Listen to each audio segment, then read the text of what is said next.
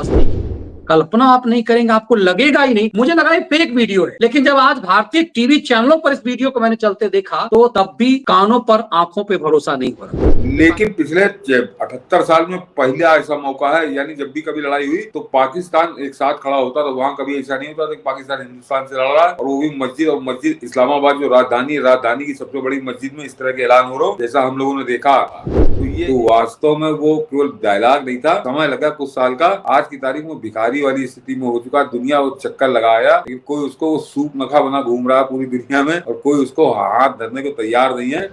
बिल्कुल खौफ का आलम ये है सर कि आपको याद होगा कि जब डिजिटल इंडिया आया था तो चिदम्बरम ने संसद के अंदर कैसे मजाक उड़ाया। अब जो ही इस संधि की बात हुई कि संधि तोड़ रहे हैं, ये सिंधु जल संधि, तो मजाक उड़ाया जाने लगा पूरे खलिहरों लतिहरों के द्वारा। सर नमस्कार। नमस्कार मनीष जी, दर्शकों को भी नमस्कार। पाकिस्तान के टेलीविजन चैनलों को देखा क्या आपने? पाकिस्तान की संसद में त्राहिमाम हो रहा है। इमरान खान को की सुडोमी कर ली मेजर ने, अब उसके सांसद चीख चीख कर रहे हैं कि भारत तुम्हारा क्या हाल करेगा। मैंने पाकिस्तान के संसद में उस दृश्य को देखा तो पाकिस्तान कराहता पाकिस्तान नजर आया। उसके बाद पाकिस्तान की राजधानी इस्लामाबाद की जो सबसे प्रसिद्ध लाल मस्जिद है, उसके वीडियो तो सर चौंकाने वाले हैं। वो वीडियो बता रहे हैं कि क्या कुछ हो रहा है। हम वहीं से शुरू करते हैं कि मस्जिदों से तो तकरीर यहां होती है पाकिस्तान परस्ती की, कल्पना आप नहीं करेंगे, आपको लगेगा ही नहीं। मुझे लगा ये फेक वीडियो है, लेकिन जब आज भारतीय टीवी चैनलों पर इस वीडियो को मैंने चलते देखा तो तब भी कानों पर आंखों पे भरोसा नहीं हो रहा। ये पाकिस्तान की राजधानी इस्लामाबाद की सबसे प्रसिद्ध लाल मस्जिद का वीडियो। अगर पाकिस्तान हिंदुस्तान की जंग में आप में से कितने लोग पाकिस्तान का साथ देंगे? हाथ खड़ा, कम ही नजर आ रहे हैं। इसका मतलब है कि काफी समझ पैदा हो चुकी है। मसला ये है कि पाकिस्तान और हिंदुस्तान की जंग इस्लाम की जंग ही नहीं है। पाकिस्तान की जंग कौमियत की जंग है। और आप सल्लल्लाहु अलैहि वसल्लम ने फरमाया, किसी ने पूछा कि एक शख्स कौमियत के लिए लड़ता है, शुजाअत के लिए लड़ता है और गैरत के लिए लड़ता है, तो कौन अल्लाह के रास्ते में है? तो आपने उसका उसूल और ज़ाब्ता बताया, मन क़ातला लितकून कलिमतुल्लाहि हियल उलिया। फरमाया वो अल्लाह के रास्ते में जो इसलिए जिहाद करता है, क़िताल करता है कि अल्लाह का दीन सर बुलंद हो जाए। आज पाकिस्तान में जो कुफरिया निज़ाम है, जो जालिमाना निज़ाम है और जो फिस्क व फुजूर है, वो हिंदुस्तान से ज्यादा बढ़कर, हिंदुस्तान में इतना जुल्म नहीं है जितना पाकिस्तान में जुल्म है।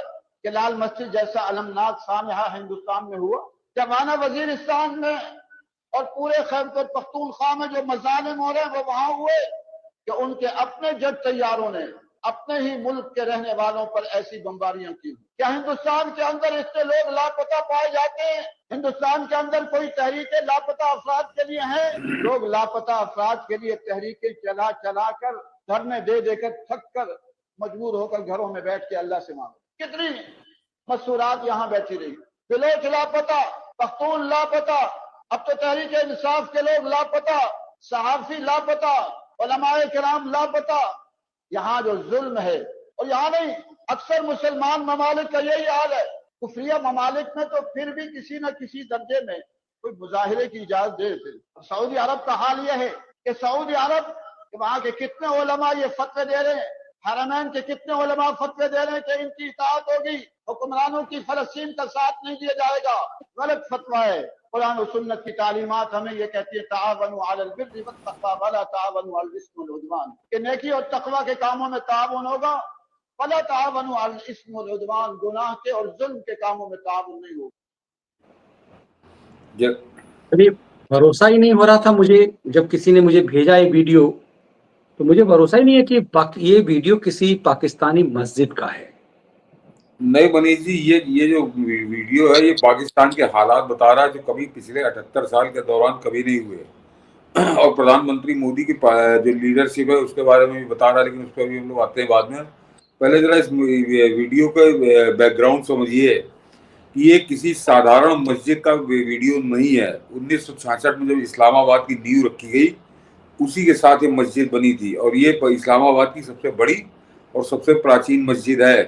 अब उसके बाद में एक शाह फैजल ने फैजल मस्जिद बनवाई, वो एक अलग है, लेकिन उसके वो अगर वो उसको हटा दीजिए तो ये दूसरी सबसे प्राचीन मस्जिद है। और आपको याद होगा कि जब जिस समय मुशर्रफ तानाशाह था तब इस मस्जिद में बड़ा बवाल हुआ था, और मुशर्रफ को इस मस्जिद पर काबू पाने में कम से कम 1 हफ्ता लगा था। लाल मस्जिद का बवाल बहुत मशहूर है, दुनिया भर की डॉक्यूमेंट्री इसकी पड़ी हुई है।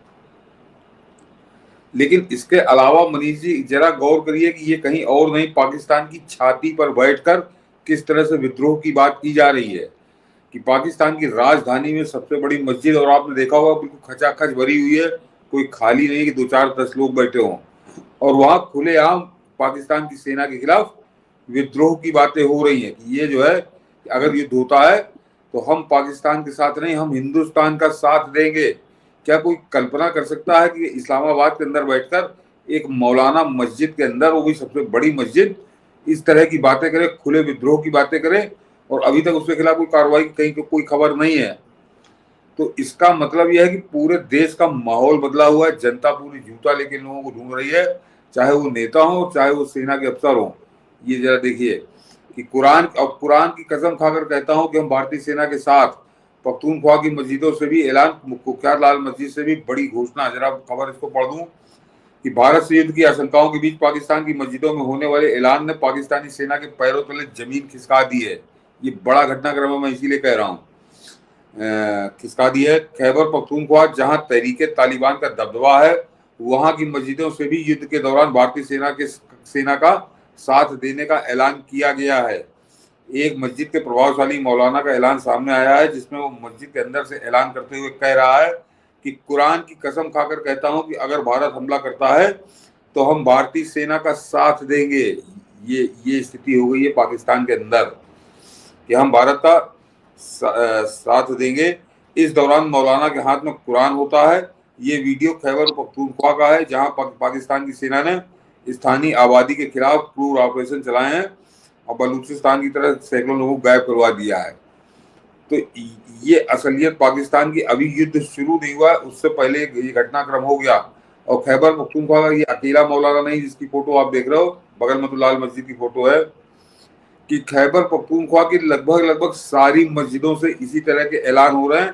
तो वहां पर एक तरह से विद्रोह हो चुका और वो भारत का साथ देने की बात कर रहे हैं। तो उसके कारण यही है मनीष जी कि अफगानिस्तान का वो हिस्सा रहा, अफगानिस्तान आज की तारीख में उसी के लिए लड़ रहा है।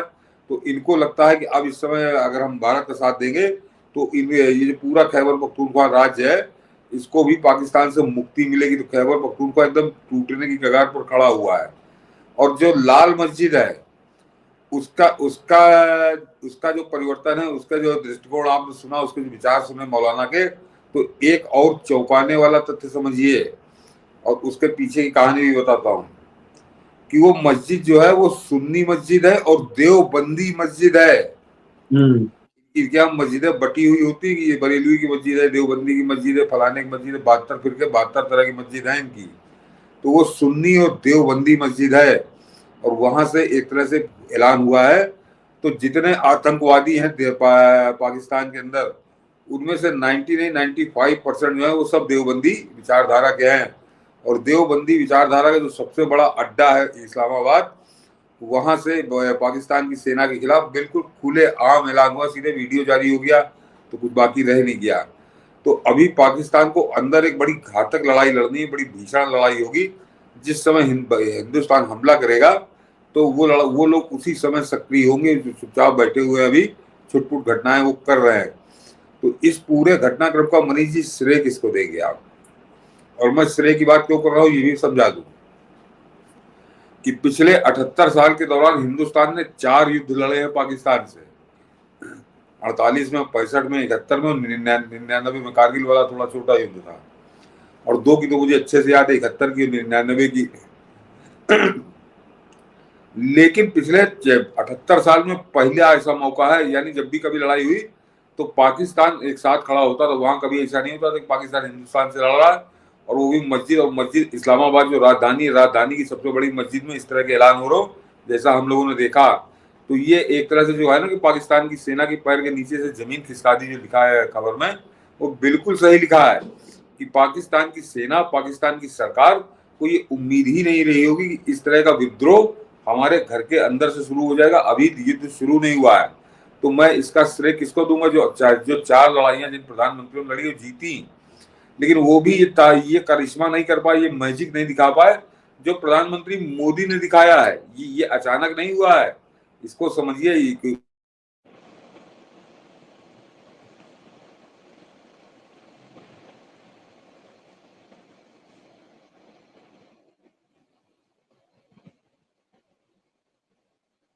बिल्कुल, सतीश जी के का ऑडियो चला गया है, वीडियो फ्रीज हो रहा है। मुझे लगता है कि इस खेल को, इस पूरे प्रपंच को समझना जरूरी है कि पाकिस्तान के अंदर किस तरह से भगदड़ मचा हुआ है, किस तरह से पाकिस्तान में पूरी तरह से त्राहिमाम मचा हुआ है। और पाकिस्तान की, सही बात है, ये जो जिस मस्जिद की हम बात कर रहे हैं वो मस्जिद सामान्य मस्जिद नहीं है, वो इस्लामाबाद की वो मस्जिद है। इस्लामाबाद एक शहर, ऐसा शहर है जैसे अपना चंडीगढ़ बसा है। पाकिस्तान के निर्माण के समय ये शहर बसाया गया और इस शहर के बसने के साथ जो सबसे फेमस, सबसे प्रसिद्ध मस्जिद बनी उसमें लाल मस्जिद है। ये जिन्ना की कल्पना की मस्जिद है। और वहां से ये चर्चा ये बता रहा है कि खौफ किस कदर है। हमने आपको बताया जैसे पाकिस्तान की संसद में इस पे चर्चा हो रही है और उससे ये पता चलता है कि पाकिस्तान के अंदर किस कदर खौफ है। आपने कभी ये स्थिति कभी नहीं देखी होगी कि पाकिस्तान इस तरह की बातें कर रहा हो, उसके पास परमाणु बम है, वो परमाणु बम फेंक देगा। इस तरह की किसी भी ढंग की चर्चा पाकिस्तान में नहीं होती है। अब आलम ये है कि पाकिस्तानी आर्मी को लेकर के पूरे देश में एक तरह का विद्रोह है। पाक आर्मी के खिलाफ जो विद्रोह है वो विद्रोह इस स्तर का है कि उन्हें लग रहा है कि आर्मी ने फंसाया है। अब ये लगता है कि मुनीर को जब ये लगा कि अब उसकी सत्ता जाने वाली है, अब वो सेना अध्यक्ष नहीं रह पाएगा, तो उसने जानबूझ करके हिंदू मुस्लिम की बात की। अब सोचिए, पाकिस्तान एक देश बन गया, इस्लाम के आधार पर बन गया, जहां किसी दूसरे धर्म के लोगों को, दूसरे मजहब के लोगों को मानवीय आधार पर जीने का भी हक नहीं है, वोट देने का अधिकार नहीं है। जिस देश में हिंदू 1 से 2% बचा हो, उस देश का सेना प्रमुख कहे कि हिंदू और मुसलमान दो अलग अलग कौम है, इसके कोई मायने नहीं है। ये 1947 से पहले का पाकिस्तान नहीं है, या फिर वो भारत नहीं है कि हिंदू मुसलमान में टकराव। जहां एक निरीह है, हिंदू एक निरीह प्राणी है, उंगली पे गिनने के कंडीशन में है, उस देश में सेनापति यदि ये कहता हो कि पाकिस्तान के अंदर, मतलब ये हमें अपने बच्चों को सिखाना है 2 नेशन थ्योरी। अरे भाई, दुश्मन तो तुम्हारे पास है ही नहीं, तुमने तो उसे पूरे, कहते ना कि जमींदोज कर दिया हुआ है। न क्रिश्चियन बचा हुआ है, न हिंदू बचा हुआ है। तो फिर सवाल ये है कि पाकिस्तान में ये हो क्या रहा है, पाकिस्तान में इस कदर का खौफ क्यों है, किस लिए खौफ है। तब आपको परत दर परत फैक्ट समझ में आएगा कि पाकिस्तान में दरअसल ये खौफ नरेंद्र मोदी के दौर का भारत है, यह का है। और इसीलिए लगातार पाकिस्तान इस बात को सामने रख रहा है, पाकिस्तान के अंदर है कि हमें मोदी से निपटना है। इसीलिए पाकिस्तान में नागरिक विद्रोह भी अपने स्तर का नागरिक विद्रोह है।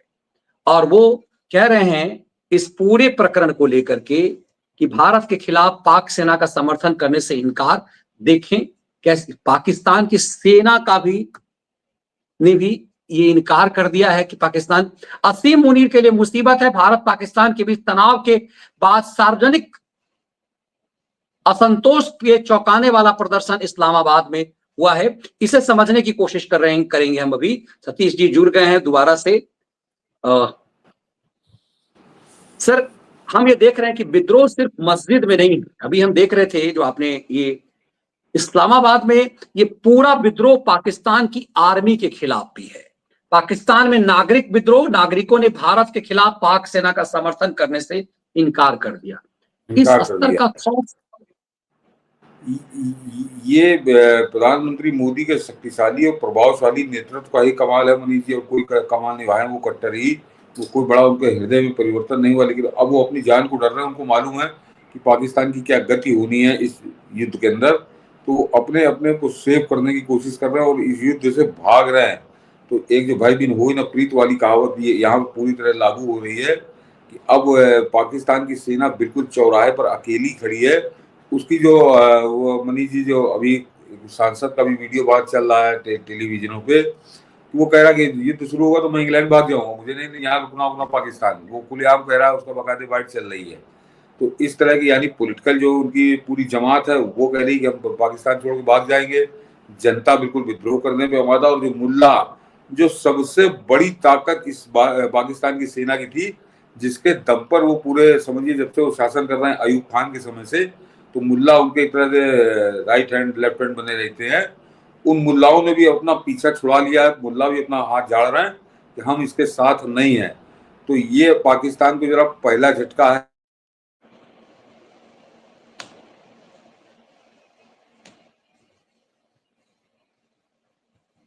और आइए आगे जी। कल कल रात की खबर है और कई वहां पाकिस्तान के टीवी चैनलों पे भी चल रही, अखबारों में भी आ गई कि कल रात में पाकिस्तान हमारे डर के सोया नहीं है मनीष जी, पूरी रात पाकिस्तान जागा है। और उसका कारण ये था कि चीन जो है हमारी निगरानी कर रहा है अपने सैटेलाइट से। चीन निगरानी कर रहा है जो हमारे सैनिक प्रतिष्ठान है उनकी। और चीन ने पाकिस्तान को रात में खबर दी कि हवाई जहाज के जो बेड़े हैं हिंदुस्तान के जहां खड़े हैं वहां से 4 राफेल गायब है, 4 राफेल कम दिखाई दे रहे हैं इस समय। तो इसका मतलब वो उड़ गए हैं। और जैसे ही ये खबर पाकिस्तान को पहुंची कि 4 राफेल उड़ गए हैं, तो वहां पर हमला शुरू हो गया कि हमला होने वाला है। और पूरा पाकिस्तान रात भर बैठा राफेल के इंतजार में बैठा रहा कि अब हमला होने वाला है, तब हमला होने वाला है। हमला नहीं होना था, वही दाज था हिंदुस्तान का। तो ये है भय का आलम। और दूसरा, कितनी बुरी तरह से मात दी है प्रधानमंत्री मोदी ने। याद करिए जिस समय शुरुआत हुई इन आतंकवादियों ने जो पूरा नरसंहार किया वहां पे हिंदुओं का, और उसके बाद प्रधानमंत्री मोदी ने पानी बंद करने की घोषणा करी, तो पाकिस्तान ने हाथ पांव मारने शुरू किए। अमेरिका से भी उसने बात की, चीन से भी उसने बात की, तुर्की से उसने बात की, सऊदी अरब से बात की, यूएई से बात की, लेकिन वो सब जगह से उसको बिल्कुल खाली हाथ लौटाया गया, बहिरंग वो वापस लौटा। ये एक तथ्य से उजागर हुआ है मनीष जी कि कल जो है पाकिस्तान के प्रधानमंत्री ने सोमालिया के विदेश मंत्री से बात की। अब जो दर्शक हैं उनको अच्छे से मालूम होगा कि सोमालिया इस समय दुनिया के सबसे दबे कुचले भूखे नंगे भुखमरे भिखारी दरिद्र जो भी कह लीजिए बहुत बुरी हालत वाला देश है। तो अब इसका मतलब पाकिस्तान से कोई ढंग का देश उससे बात करने को तैयार नहीं है। तो भारत के खिलाफ सोमालिया क्या कर लेगा, या सोमालिया क्यों कूदेगा? वो ऐसे मारा जा रहा, अपनी समस्याओं से डूबा हुआ है। सोमालिया कभी दुनिया की जो भुखमरी की बात आती है, कंगाली की बात आती है, तो सोमालिया का जिक्र आता है। और उससे वो मदद मांगने गया था भारत के खिलाफ। तो ये स्थिति है, ये और कुछ नहीं। ये पाकिस्तान की हताशा जो पागलपन तक पहुंच चुकी है कि वो सारे हथकंडे अपना चुका कि किसी तरह से मैं इस युद्ध को रोक लूं। और ये काम वो पहले कर चुका बड़ी सफलतापूर्वक अटल जी के समय में। जिस समय कारगिल का युद्ध था, तो जब भारतीय वायुसेना ने मारना शुरू किया, हमारी सेना ने मारना शुरू किया उसको, तो भाग कर क्लिंटन के पास पहुंच गया। तो क्लिंटन ने हस्तक्षेप किया था और वो युद्ध रुका था कारगिल का। तो जान बच गई थी, 500-600 के मरे थे सैनिक, उनकी लाश लेने से भी इसने मना कर दिया था। तो अब की भी संभवतः पाकिस्तान ने यही खेल सोचा था, उसके पूरे मिलिट्री के एस्टेब्लिशमेंट ने, कि ऐसा करते हैं और अगर भारत कोई हमले की कोई बात करता है तो हम जो है आका को जाके पकड़ लेंगे और आका इसको बीच में पड़ जाएगा और युद्ध रुक जाएगा। तो अमेरिका के पास गए, 2 टके से जवाब दिया है भारत ने। तो अमेरिका वैसे भी इसका बहुत ज्यादा रुचि नहीं ले रहा। चीन एक महत्वपूर्ण ऐसा था कि चीन ये हस्तक्षेप कर सकता था, लेकिन चीन के साथ क्या है वो अभी हम लोग आगे जो सबसे महत्वपूर्ण प्रधानमंत्री मोदी का कूटनीतिक सफलता है उस पर भी हम आएंगे। तो बाकी सब जगह से हाथ खड़े होकर कोई बीच में पड़ने को तैयार नहीं है। और उसका कारण क्या है? उसका कारण ये है कि अब ये पहुंचा सोमालिया का भिखारी देश, बड़े भिखारी के पास पहुंच गया कि आओ दोनों मिलकर लड़े। तो सोमालिया ने क्या जवाब दिया होगा? और जरा मनीष जी औकात देखिए पाकिस्तान के प्रधानमंत्री की, कि पाकिस्तान का प्रधानमंत्री सोमालिया के विदेश मंत्री से बात कर रहा है, यानी वहां पर भी प्राइम मिनिस्टर या राष्ट्रपति से बात नहीं कर पा रहा। तो ये हैसियत पाकिस्तान की हो गई है। और जब ये हालात में देखता हूँ, सुनता हूँ, जैसे अभी लाल मस्जिद की बात की या सोमालिया वाली बात हुई, तो मुझको हमेशा याद आते हैं प्रधानमंत्री मोदी के वो शब्द जो उन्होंने कुछ साल पहले दिल्ली में कहे थे कि इस पाकिस्तान को भिखारी बना दूंगा, इसके हाथ में कटोरा थमा दूंगा। तो वास्तव में वो केवल डायलॉग नहीं था, समय लगा कुछ साल का। आज की तारीख में भिखारी वाली स्थिति में हो चुका, दुनिया वो चक्कर लगाया, लेकिन कोई उसको सूप नखा बना घूम रहा है पूरी दुनिया में, और कोई उसको हाथ धरने को तैयार नहीं है। अब उसको सोमालिया पास गया, सोमालिया इसका होगा। लेकिन मनीष जी, ये स्थिति और इस जो सारे कोई हाथ धरने को तैयार नहीं है, उसका भी कारण है कि हमारे जो विदेश मंत्री है जयशंकर, इस समय उनके नाम के साथ जो शंकर लगा है, तो वो शंकर वाले तेवर में ही है, भगवान शंकरी वाले तेवर है उनके। कल उन्होंने यूरोप की कोई कॉन्फ्रेंस थी, उसके अंदर जो कुछ उन्होंने कहा, तो वो कहना मनीष जी आसान काम नहीं था, और खासकर उस देश के लिए जो युद्ध की कगार पर खड़ा होगा। युद्ध अभी शुरू हो जाएगा, 24 घंटे बाद शुरू हो जाएगा, 2 दिन बाद शुरू होगा। ये हालात इस समय भारत पाकिस्तान के बीच हैं। और उस समय जयशंकर ने कहा कि हम यहाँ पर प्रीचर के लिए नहीं आए, हमको प्रीचर नहीं चाहिए, हमको जो है पार्टनर चाहिए। तो ये एक तरह से औकात बताई पूरे यूरोप को उन्होंने औकात बताई कि उपदेश मत दो हमको, जो कि शांति रखो, दोनों को समझौता कर लेना, कहने हमको प्रीचर की जरूरत नहीं है, हमको पार्टनर की जरूरत है। तो ये बड़े सख्त शब्द हैं अगर आप इंटरनेशनल कूटनीति की बात करिए, और खासकर उस स्थिति में जब आप युद्ध के कगार पर खड़े हों, और उस समय देश का विदेश मंत्री इस तरह से गरज रहा है विदेशी पूरी यूरोप के सामने, तो ऐसे ही गरज रहा, हवाबाजी कर रहा कोई, उसको पाकिस्तान को बिलावल भुट्टो आपने समझ लिया जयशंकर को। उन्होंने पूरे जीवन विदेश विभाग में नौकरी की है, विदेश सचिव से रिटायर हुए हैं, और पिछले 6 साल से हमारे देश के विदेश मंत्री हैं। तो मनीष जी, ये स्थिति जो है भारत की ताकत को बता रही है, भारत इस समय कितना मजबूत हो चुका है।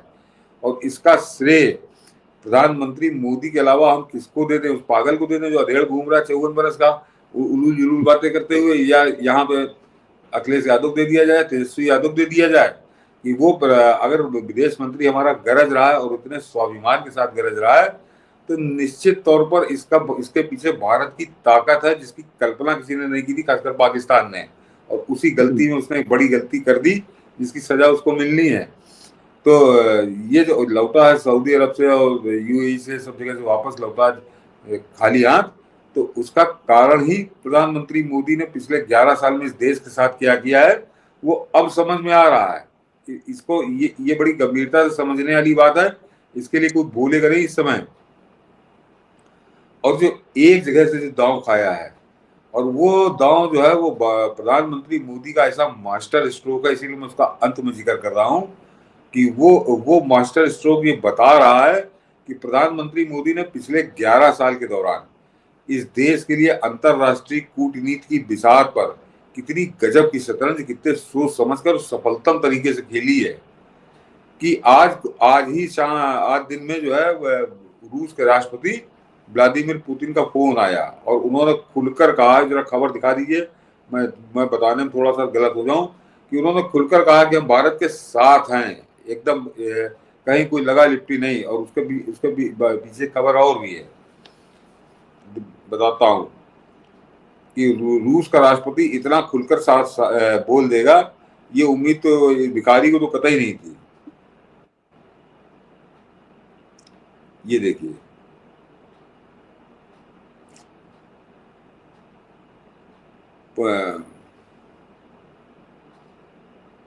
रूस के राष्ट्रपति व्लादिमीर पुतिन जिस तरह खुलकर भारत के पक्ष और समर्थन में खड़े हो गए हैं, उसके कारण पाकिस्तान के होश उड़े हुए हैं, तथा रूस के इस आचरण ने प्रस्तावित युद्ध के कई आयामों को जन्म दिया है और कई आयाम खत्म किए हैं। यह सब अनायास नहीं हो रहा। पीएम मोदी द्वारा पिछले 11 सालों से अंतरराष्ट्रीय कूटनीति की बिसात पर बहुत सोच समझकर खेली जा रही सफल शतरंज के सफलतम परिणामों में से एक है। ओके, शुरुआत थोड़ा पढ़ दूं कि रूसी राष्ट्रपति व्लादिमीर पुतिन ने 5 मई 2025 को प्रधानमंत्री नरेंद्र मोदी से फोन पर बातचीत में कहा कि पहलगाम आतंकवादी हमले के दोषियों को न्याय के कटघरे में लाया जाना चाहिए। उन्होंने इस भीषण हमले की कड़ी निंदा की। विदेश मंत्रालय के अनुसार श्री पुतिन ने मोदी से कहा कि रूस आतंकवाद के खिलाफ भारत की लड़ाई का पूरा समर्थन करता है। राष्ट्रपति पुतिन ने प्रधानमंत्री नरेंद्र मोदी को फोन किया और भारत के पहलगाम की कड़ी निंदा की। जायसवाल ने कहा कि उन्होंने कहा है कि निर्दोष लोगों की मौत पर गहरी संवेदना व्यक्त की और आतंकवाद के खिलाफ लड़ाई में भारत को पूर्ण समर्थन देने की बात कही। उन्होंने इस बात पर जोर दिया कि इस जघन्य हमले के दोषियों और उनके समर्थकों, ये जरा सेंटेंस इंटरनेशनल कूटनीति में बड़े मायने रखते हैं, कि उन्होंने इस बात पर जोर दिया कि इस जघन्य हमले के दोषियों और उनके समर्थकों को न्याय के कटघरे में लाया जाना चाहिए। रूस विशेष एवं विशेषाधिकार प्राप्त रणनीतिक साझेदारी की और प्रगाढ़ बनाने की अपनी प्रतिबद्धता भी दोहराई। तो ये आज दुनिया के सामने आकर खुलकर राष्ट्रपति पुतिन ने स्पष्ट कर दिया कि रूस कहाँ खड़ा है, किसके साथ खड़ा है, और अगर युद्ध होता है तो अगर क्या हो तो होना ही है, और वो उस युद्ध में रूस की क्या भूमिका होगी। और ये आज राष्ट्रपति पुतिन ने जो फोन किया है, इससे पहले कल वो एक संदेश दे चुके हैं कि वो इगलास जो मनीष जी मिसाइल दी है, जो हमारे सैनिक अपने कंधे पर लेके चल सकते हैं, उस इगलास मिसाइल को देने के साथ ही रूस ने स्पष्ट कर दिया था कि अब हम किसके साथ हैं। खुलकर मिसाइल दी, को चोरी छुपे नहीं दिए, बाकायदे 250 करोड़ का सौदा हुआ और आपातकालीन स्थिति में पहुंचाई गई है भारत के लिए। तो इस लड़ाई में रूस ने सीधे सीधे हथियार देने की शुरुआत भारत को तो रूस से ही हुई है। लेकिन जो सयाना कौवा गूं खाता है, ये कहावत भी यही पे चर्चा हो रही है। इसको जरा समझिए मनीष जी, कि इस भिखारी ने रूस से भी जाकर गिड़गिड़ाया था, कुछ मध्यस्थता कर दो, कुछ समझौता करा दो, भारत के साथ युद्ध ना हो, और रूस ने इसको कैसे टाला वो अलग कहानी है। रूस ने क्यों टाला और रूस खुलकर भारत का साथ क्यों दे रहा है, इस पर कभी गौर किया आप लोगों? क्योंकि जब रूस यूक्रेन से लड़ रहा था, यूक्रेन को गोला बेच रहा था पाकिस्तान। तो ये जो है ना सयाना कौवा गू खाता, ये पैसे के लालच में वहां के जनरलों ने यूक्रेन को खूब माल सप्लाई किया, गोलियां, गोले और बंदूकें दुनिया भर की करी अपना। अब इतना ज्यादा लालच में पागल हो गए कि अब बता रहे हैं कि पाकिस्तान के पास अपना कुछ असलाह नहीं बचा, वो सब उन्होंने अपना उठा के बेच दिया था। उनको उम्मीद ही नहीं थी कि हम इस स्थिति में आके खड़े हो जाएंगे 2-4 किलो आटा के लिए। तो आज की तारीख में जब तुम खुलेआम यूक्रेन को माल बेच रहे थे, तो रूस भी देख रहा था कि तुम क्या कर रहे हो उसके खिलाफ लड़ाई में। तो एक तरह से रूस ने कल जो इगलास मिसाइल दी है, वो इसके जले पे नमक डाला है, और अभी बहुत कुछ करेगा वो रूस। तो जरा गौर करिए कि रूस भी भारत के साथ है और अमेरिका भी भारत के साथ है। ये पिछले 78 साल में कभी नहीं हुआ। दोनों में से एक आपके साथ होता था, एक आपके खिलाफ होता था। हमेशा रूस आपके साथ होता था, अमेरिका कभी नहीं होता था। तो वो अमेरिका पाकिस्तान के साथ खड़ा होता था। तो आज की तारीख में नरेंद्र मोदी ने क्या स्टीयरिंग घुमाया है कि इस लड़ाई में दोनों महाशक्तियां आपके साथ हैं। और जहां तक बात है यूरोप की, तो यूरोप में जिस तरह से आज जयशंकर बोले हैं, तो उसका कारण समझिए कि वहां पर यूरोप का उस यूरोपियन यूनियन का सदस्य इटली भी है। तो इटली की प्रधानमंत्री किस तरह देवता की तरह मानती है हमारे मोदी को, ये दुनिया जानती है। राफेल का सौदा अभी हुआ है फ्रांस के साथ, तो वो यूरोपियन यूनियन के तो दांत जो है वो पहले प्रधानमंत्री मोदी तोड़ चुके। तो ये सब कोई ऐसा संयोग नहीं है, ये कोई ऐसा नहीं कि बैठे बैठे कोई कहानी कर दी गई। इसके लिए 11 साल प्रधानमंत्री मोदी ने कैसे दुनिया को समझा और दुनिया के साथ कैसे डील किया, उसका ये परिणाम आज हमको मिल रहा है, और वो पूरे भारत को मिल रहा है। प्रधानमंत्री मोदी को कोई नहीं मिलेगा, वो उनका व्यक्तिगत लाभ इसमें नहीं है, इससे देश को क्या लाभ हो रहा है। और ये उन लोगों के ऊपर जूते की तरह है जो हमेशा कहते थे कि मोदी को विदेश नीति नहीं आती, मोदी को कूटनीति नहीं आती। मोदी अपनी कूटनीति और विदेश नीति से पूरी दुनिया को नचा रहे हैं आज की तारीख में। और ये युद्ध से पहले की स्थिति है, जरा युद्ध होने दीजिए, अभी और खुलकर पन्ने आपके सामने आएंगे। बिल्कुल खौफ का आलम ये है सर कि आपको याद होगा कि जब डिजिटल इंडिया आया था तो चिदम्बरम ने संसद के अंदर कैसे मजाक उड़ाया था। अब जो ही इस संधि की बात हुई कि संधि तोड़ रहे हैं, ये सिंधु जल संधि, तो मजाक उड़ाया जाने लगा पूरे खलिहरों लतिहरों के द्वारा। लेकिन कुछ ही दिन में हमने देखा कि कैसे पाकिस्तान में बाढ़ ला दिया गया। अब कुछ तस्वीर जो है वो सामने आ रही है, वो तस्वीर बता रही है कि पाकिस्तान का हाल क्या है। सारे, जैसे हम कह रहे हैं ना कि कुछ अनुपम मिश्रा है, एक सारे ज्ञानी विज्ञानी बता रहे थे कि पाकिस्तान का पानी रोकने से भारत को 10 साल लगेंगे। हफ्ते भर में झेलम में बाढ़ ला दी और चिनाब सुखा दिया गया, मतलब चिनाब की पानी रोक दी गई। ये पाकिस्तान का आलम है। ये नैरेटिव मैंने उस दिन भी कहा था कि यदि प्रधानमंत्री मोदी ने इस बात की घोषणा की है, सीसीएस में यदि इस बात की घोषणा की है, तो निश्चित रूप से पूरी सलाहकार टीम ने फैसला लिया होगा। मुझे लगता है कि यह दृश्य पाकिस्तान के लिए यही बात है कि एकदम त्राहिमाम है, हमारा पानी रोक देगा तो हम क्या हाल करेंगे। और यहाँ मुझे लगता है ये जो दृश्य अभी आपने दिखाया मनीष जी, ये दर्शक समझ ले कि ये चिनाब घाटी की तलहटी है, उस पानी की तलहटी, यानी सूख चुका हो पानी। और इससे आगे की खबर जो है पाकिस्तान से आई है कि पाकिस्तान के वहां के सिंचाई विभाग ने जो हिसाब किताब रखता है पानी का, उसने अभी समझिए 24 घंटे भी नहीं हुए हैं, क्योंकि जब उसकी रिपोर्ट तैयार होगी तो पहले तैयार हुई होगी। उसने बताया कि 21% पानी पाकिस्तान का कम हो चुका, यानी जितना उसके पास होना चाहिए उससे 21% पानी कम है। और अभी तो ये लगातार बढ़ेगा, क्योंकि अब तो ये खुलना नहीं है, ये बंद हो चुका है, बगलियार डैम उन्होंने बंद कर दिए सारे गेट। और सबसे खास बात यह है कि जून और जुलाई में मनीष जी खरीफ की फसल की बोई जाती है, खरीफ, और उस समय भरपूर पानी चाहिए होता है, क्योंकि खरीफ की फसल में चावल बड़ी मुख्य फसल है, और पाकिस्तान की बड़ी मुख्य सबसे गेहूं के बाद अगर दूसरी कोई खेती है जिस पर पाकिस्तान निर्भर करता है तो वो उसका चावल है। और पिछले साल वो करीब करीब समझिए 98 लाख टन चावल पैदा हुआ था। अब की उम्मीद कर रहा था कि हम 10 लाख टन चावल पैदा करेंगे, उससे ज्यादा पैदा करेंगे। अब की एक एक दाना उगाने को तरसेगा। 21% पानी अभी कम हो चुका है, और अभी और बंद करने की तैयारी चल रही है। तो जिस समय जून में शुरुआत होगी, पानी की जरूरत होगी, तो पाकिस्तान सूखे का सामना कर रहा होगा। भगवान इंद्र उसको अगर कोई कृपा कर दे तो भले पानी बरसे, लेकिन पापियों पे इंद्र भी कृपा नहीं करेंगे।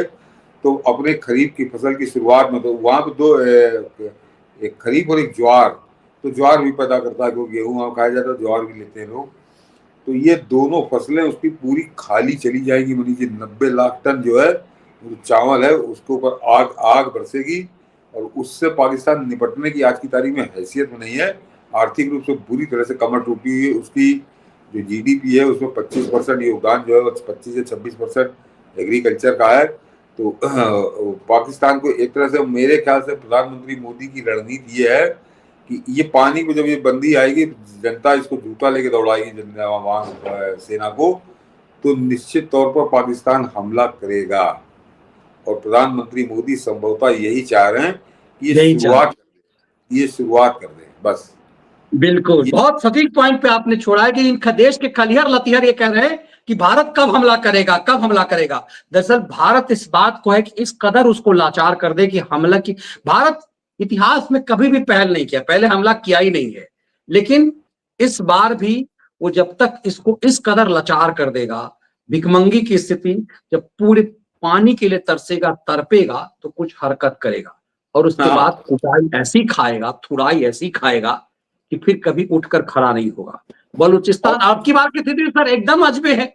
बलूचिस्तान अलग सेना को टेंशन दे रहा है, खैबर पख्तून अलग टेंशन दे रहा है, और पीओके की स्थिति अलगे है। तो इसका मतलब यह है कि पाकिस्तान अपनी जमीन पर, ये तो लड़ाई से भी भारी है कि भुखमरी की स्थिति ऐसी आ जाएगी। ये भी सही बात है, अभी धान उगाने का समय है और पानी नहीं होगा तो त्राहिमाम तय है, इस बर्बादी तय है इन जिहादियों का। और जो मनीष जी यहाँ के खैरियत खैराती बड़ा जोश में आ रहे हैं, कब हमला करोगे, कब लड़ोगे, क्या होगा।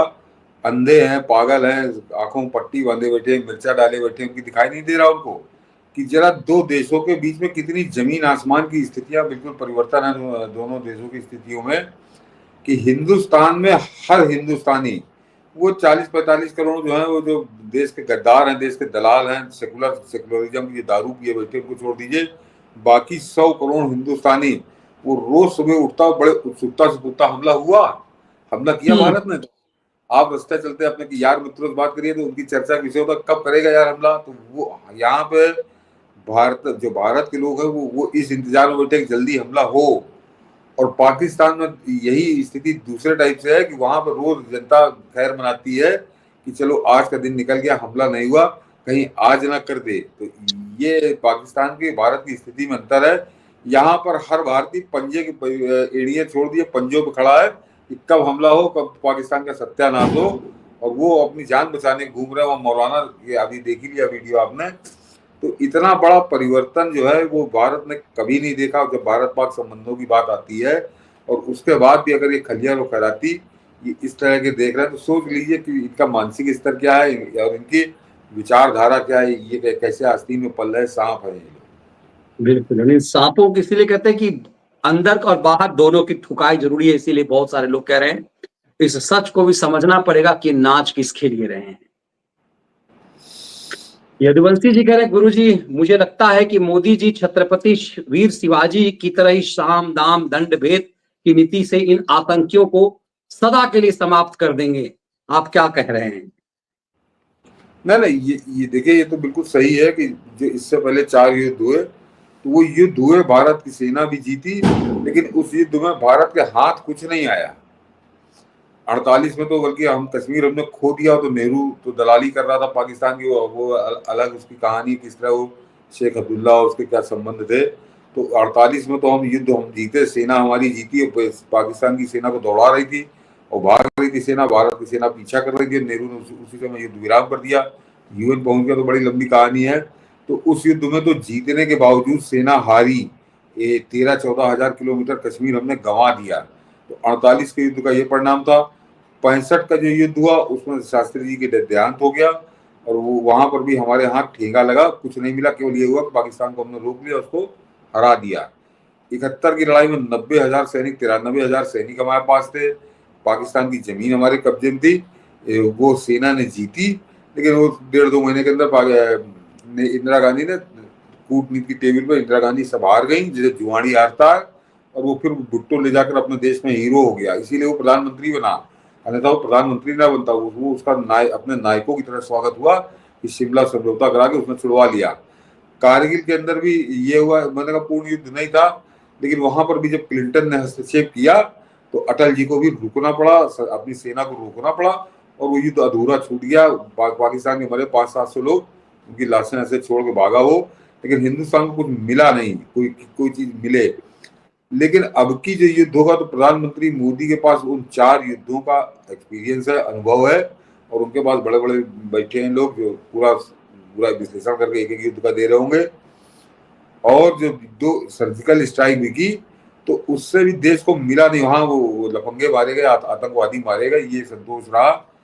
तो अब की वो जो युद्ध करेंगे, तो 5वां युद्ध वो 4 युद्धों की तरह नहीं करेंगे। इसलिए इस युद्ध के बारे में बहुत जल्दीबाजी करना है, कैसे करना है, क्या करना है, ये ज्ञान ना तो देने की जरूरत है, ना ज्ञान किसी से लीजिए, केवल इंतजार कीजिए कि कब होना है युद्ध, बस। और वो कभी, और मुझको हाँ, ये देखिए मनीष जी, अच्छी याद आ गई पुतिन वाले भी, मैं थोड़ा इसको रोक के कह रहा हूँ कि ये तो बड़ी जल्दी होना है, इसको जरा समझ लीजिए, क्योंकि 9 तारीख को, संभवतः 9 अगस्त को, 9 मई को रूस का वो स्वतंत्रता दिवस है, और उसमें प्रधानमंत्री मोदी को जाना था। उसके बाद प्रधानमंत्री मोदी ने अपना दौरा कैंसिल किया और कहा कि रक्षा मंत्री राजनाथ सिंह जाएंगे, ये तय हुआ था। आज खबर ये आ गई कि राजनाथ सिंह भी नहीं जा रहे, नहीं जाएंगे। और ये प्रधानमंत्री मोदी ने स्वयं जो है पुतिन को बता दिया कि स्थितियां ऐसी हैं कि राजनाथ सिंह नहीं आ पाएंगे, खैर वो हल हो गया। लेकिन राजनाथ सिंह की घोषणा करने के बाद राजनाथ सिंह का नहीं जाना, तो इसका मतलब जिस तिथि का हम लोगों को इंतजार है, वो तिथि कहीं आसपास ही मंडरा रही है, इसको समझिए आप, कि वो कहीं बहुत दूर नहीं है, बहुत लंबा इंतजार नहीं है। अब कितना बड़ा इंतजार है, कौन सी तिथि है, तो जरा अनुमान लगाना कठिन है। लेकिन आज जब मैंने राजनाथ सिंह की यात्रा का कैंसिलेशन पढ़ा, कि जो पहले तय हुआ था कि प्रधानमंत्री मोदी की जगह ये जाएंगे, और अब वो भी नहीं जा रहे, तो निश्चित तौर पर बहुत पास है वो तिथि। अब वो कब होगी ये देखिए।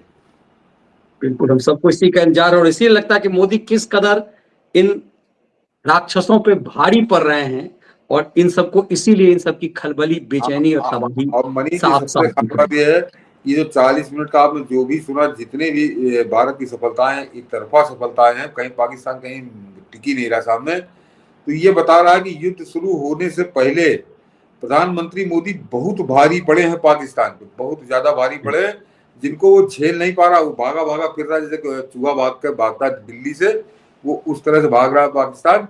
लेकिन वो चाहे जहां भाग ले, उसको प्रधानमंत्री मोदी छोड़ेंगे नहीं, और संभवतः इतना थका देंगे कि वो भागने लायक भी नहीं रह जाएगा, तब उसको मारेंगे। बिल्कुल। और भारत और एक जगह का तो टूटना बिल्कुल तय है। जिस दिन भी पहली गोली चली युद्ध की, उसी दिन वो केपी के तो टूटकर अफगानिस्तान में शामिल हो जाएगा, ये तय मानिए। पीओके इंडिया निश्चित लेगा, और बलूचिस्तान का क्या होता है जरा इंतजार करिए।